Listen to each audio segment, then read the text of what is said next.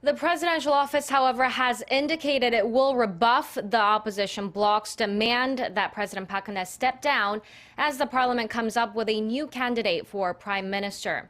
The president, meanwhile, will not chair a cabinet meeting today. Song Ji-sun has the details. Cheong Wa Dae has refused to accept the opposition party's demand that she approve a new prime minister on the premise that she also resign. At a daily briefing on Monday, the top office said circumstances have changed as the opposition parties keep changing their demands. President Park had previously offered lawmakers the opportunity to propose a new prime minister candidate of their choosing. However, lawmakers have not sent a candidate list and have been demanding the president's resignation, especially in the wake of the massive public protests held over the past 4 weekends.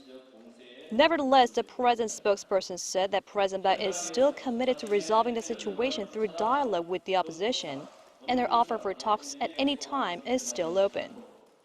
Meanwhile, although she's attempting to carry on state affairs as normally as possible, President Park has opted against chairing a cabinet meeting set for Tuesday.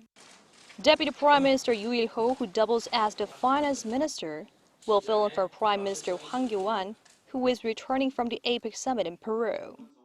President Park has vowed to transfer most of her governing power to Prime Minister, who will now act as de facto head of state should no new designate emerge to replace him.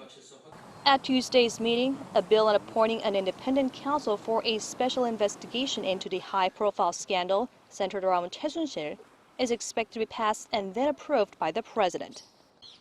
As promised, President Park will cooperate with the independent counsel, and the top office is currently preparing for the investigation, which could involve over 100 investigators and last up to 4 months.